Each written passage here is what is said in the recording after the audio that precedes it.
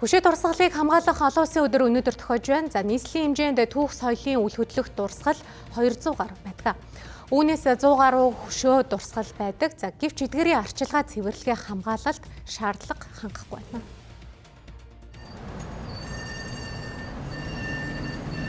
Эзэгчтэй бид бүхэн Монголын орчин үеийн уран зохиолыг үндэслэгч их зохиолч Нацаг Доржийн хөшөөний өмнө байна. Таны харж байгаачлаа одоо хөшөө бүхэлдээ болон хөшөөний эргэн тойрон тоо шороонд дарагдсан шувуу баасан юм нөхцөл байдалтай байгаамаа.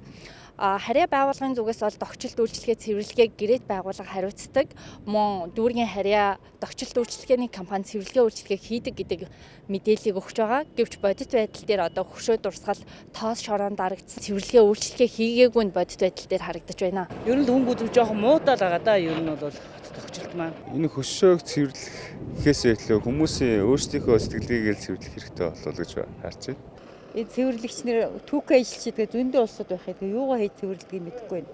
Одоо бүх иргэд гэлтгүү, үйлчлэгээний байгууллагууд гэлтгүү, ерөөд аж ахуй нэгж байгууллагууд өөрсдөө ойролцоо байгууллагууд байгаа хөшөө дурслын газар бас цэвэрлээд ариутгаад явж байвал бас зүгээр мөн л гэж бодож байгаа. Нийслэлийн хэмжээнд Сүхбаатар дүүрэгт хамгийн олон хөшөө дурсгал байдаг. Дүүргийн хариуцсан компанийн хувьд хөшөө дурсгалыг жилд 2 удаа 3 болон 7 дугаар сар цэвэрлэдэг байна. Мөн хөшөөг зис, хүрэл, шавар зэрэг төрөл бүрийн материалаар хийдэг. Гэтэл хэрхэн цэвэрлэх стандарт байдаггүй нь хөшөө дурсгалыг эргээд гэмтэх эрсдэлтэйг онцолж байлаа. Ерөнхийдөө бол яг ингээд хөшөө дурсгалыг ерөнхийдөө бол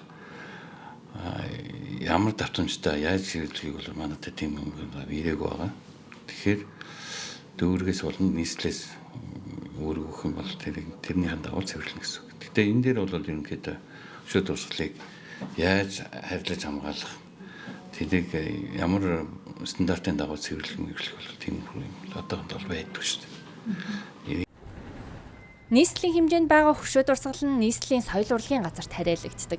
Соёлын тухай хуульд зааснаар гэрээт байгууллага болон түүхэн хөшөө дурсгалыг эзэмшиж байгаа байгууллага нь цэвэрлэгээ үйлчлэгийг хийдэг байна. Жилд бол яг энэ тухайга тайлан манад ирүүлдэг. Тий.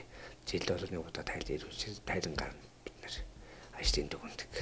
Ер нь бол хуулиар бол гэрээ туслах одоо залттай байгаа. Гэхдээ одоогор бол яг гэрээ туслаад ингэсэн бол байгуулах байхгүй байна. Иргэд хөшөө дурсгалыг эвдэж сүйтгэх дээр нь элдв зүйл бичих нь бий. Гэтэл нийслэлийн соёл урлагийн газарт хөшөө дурсгал зориулсан төсөв байдгүй нь хүндрэл учруулдаг байна.